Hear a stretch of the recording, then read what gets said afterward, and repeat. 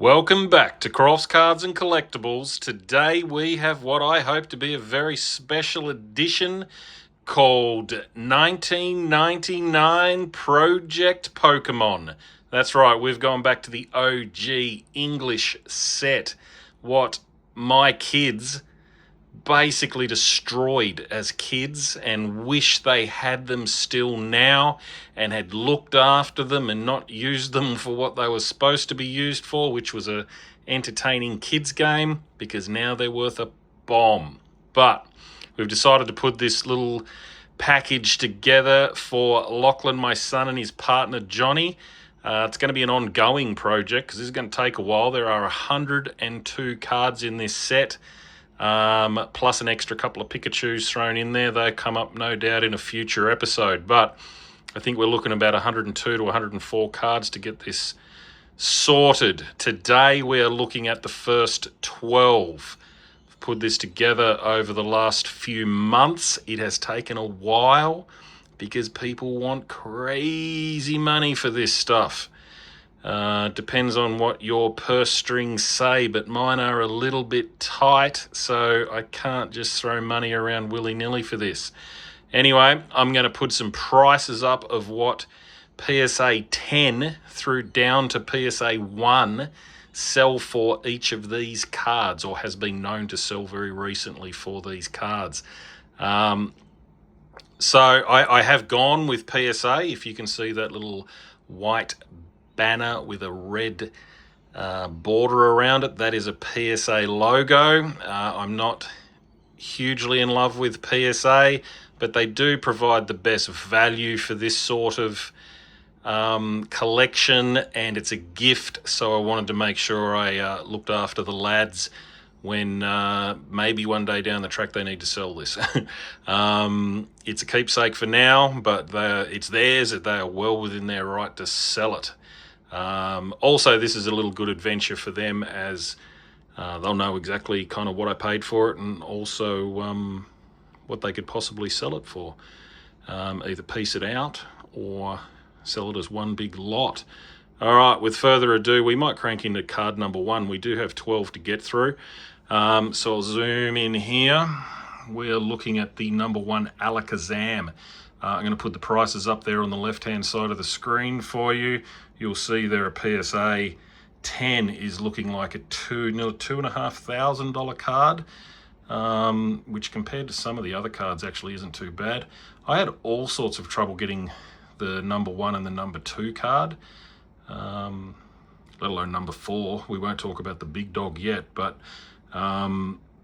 number 1 I paid overs for. I'll put all these numbers up there though. I paid $170 for a PSA 6. I should have been able to get it for under $100.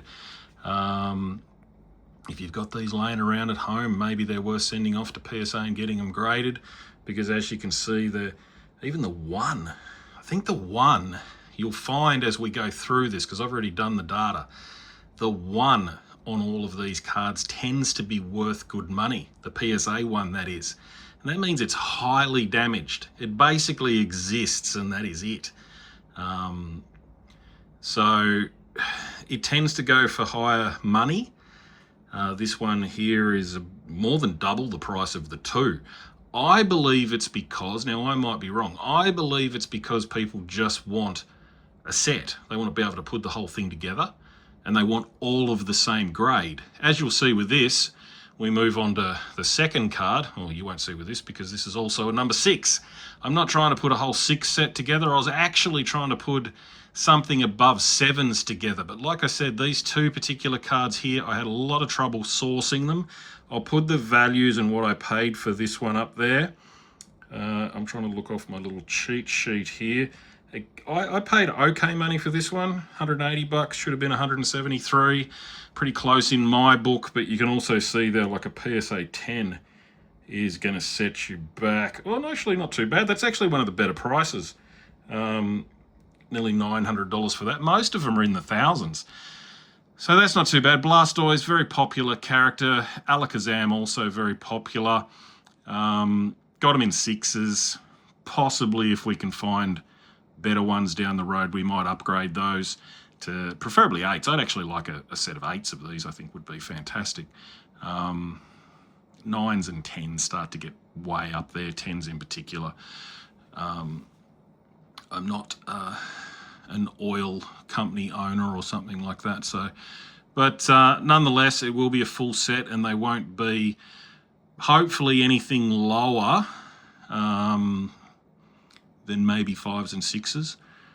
However, we've got the big dog coming up that's obviously going to be pretty tough to get in a good grade at an affordable amount, because everyone wants way too much for these things. So moving on to number 3 in the lot, which is Chansey. Chansey, we got us an 8, which is a good grade for a card that is, what is it, 27 years of age. It's been around the block. Not this card, because it got an 8. It's been looked after. PSA 10's like a $7,500 card by the looks of it. We paid overs again. Should have been able to get it for about $107. We got it for $175. Chansey, with an egg in its pouch and looking like one of those Mexican fish. I don't know what they are. Anyway, do we do it now or do we do it later? We might come back to it. We might finish with it. We'll move down to the Clefairy. Okay, we've got a PSA 7 Clefairy here. As a 10, it's a bit over a $3,000 card. It looks like I paid well over for this one. I do not think I've ever seen a Pokemon graded card for $42, but apparently that is what my database of choice has told me. I use a database called Card Ladder, which is actually a company that's owned by PSA. Looks like I paid overs at $140, but nonetheless, it's a 7. It's a good graded card. Clefairy's making a bit of a comeback, I think, in some of the more modern sets. It's one of the popular OG characters. One that's also very popular is Gyarados. Gyarados. Don't string me up on how I pronounce these things. We've got another PSA 7 there. Gyarados is typically a $4,000 card as a PSA 10. Looks like I paid $100 for it, and the last PSA 7 sold for $408. So I finally redeemed myself there. Well done me. Nice looking art on these cards. I think that's why they've kind of held their esteem and value as a collectible. Like, it's $1 trillion business these days, Pokemon. So very sought after, holds its value well. People will pay crazy money for some of these things. Like, the prices I'm putting up there are not the big amounts that some people will pay for these when they're in short demand. So moving on, card number 7, we have Hitmonchan. I probably completely butchered that. Slaughter me in the comments if you wish, but it's a PSA 8 nonetheless. So PSA 8 on the Hitmonchan is a $1,500 card as a 10. So I'm not feeling so spectacular getting it for an 8 now. Should only be $78 as an 8. I paid more than double that, proving it is challenging. I wouldn't like to say that I'm a tight wad with these things, but I do only prefer to pay what they're kind of worth. Like I said, this one was a bit of a gift, so trying to kind of rush this one out for Christmas. It's still late, obviously we're after Christmas now, but they will get it very, very soon, as the last card I'm going to present today is actually a housewarming gift for them. So I only managed to put 11 of these together before Christmas. Had the big dog we just recently pulled out of the packaging earlier today. All right, moving on to card number 8. We've got Machamp, a lot of people's favorite. We've got him as an 8. How good is that? A 10. PSA 10 will set you back a pretty penny of over $7,000. I picked this 8 up for $180. Looks like I did okay on that. Around that sort of price they go for. So we've got a few 8s in a row there. Like I said, I originally set myself the challenge to kind of go 8s to a minimum. Not the easiest thing to do. People want silly money sometimes for these things. Like, you get on eBay and check the listings. They want 5x what they should actually be trying to get. Okay, moving down to Magneton, which is the number 9 card. As a PSA 10, you're looking down the barrel of $3,700.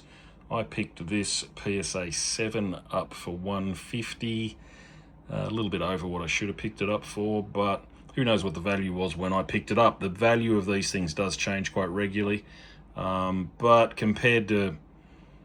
It's not like Magneton has gone out on a big nightclub binge and done some horrible things and got himself locked up. They stay fairly consistent, unlike sports cards when sometimes players get injured or do something stupid in public, etc. They can bump around based on that sort of shenanigans. But obviously that doesn't happen here, so they can bounce around a bit. More so they go up than go down. The better the grade, obviously the better, except for that weird oddity with PSA number 1s. Okay, moving into Mewtwo, very popular character at the moment. Had a few sets named after it recently. It is our number 10 card as a PSA 8. Mewtwo as a 10, PSA 10 would be like a $3,500 card. And I picked this up as an 8 for $180. Around the same, around the right market for that one. Very popular character, as I've said. The Nidoking, the number 11 card.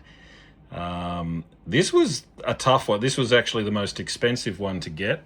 Got it as a PSA 9, but it did set me back $230, which was kind of over my budget for all of these cards. I didn't want to, because there's a lot of them to get. Like, we are talking 102, 103, 104 cards potentially to get. And it's going to take me a long time to do it, so... The quicker the better, obviously, but yeah, $230 for that one. It's a PSA 9. I got the 9 literally because I couldn't find anything cheaper. there wasn't a lot on the market at the time. So they get a good grade of that one, boys. Well done. And as a PSA 10, it's only a $1,500 card, so a little bit. I thought it was one of the popular ones. Apparently it's not. But anyway, moving on. PSA 9, one of the highest grade we have in the set. Then we're looking at our 9 tails to round off the 12. We've got one to come. But this is the number 12. Got it as a PSA 8. PSA 8 should be about $120. I got it for $140, so that's not horrendous. We are talking about a $1,200 card as a PSA 10. The 9 tails. Okay. So here we go. We're going to move up to the big dog, the number 4, basically the Michael Jordan rookie card of the Pokemon set. I would much rather have a Michael Jordan rookie card one day, maybe. I would even just take a PSA 1, to be honest. But we have a PSA 4 of this bad boy. So I have all the values up there for you. I'd be quite positive I paid a little bit of overs. I think I'm kind of the high 500s for this one. It's a great card. It was awesome pulling it out of the packaging. Glad the lads get to have it. It would have just felt wrong to give them this full framed set of these 12 cards with a big blank spot there. But we don't have a blank spot. They're going to get this soon. Hopefully you are confident to put that up on your wall. Anyway, hope you like it, lads. New video, more videos coming up soon. Please like and subscribe from Crofts Cards and Collectibles. See you next time.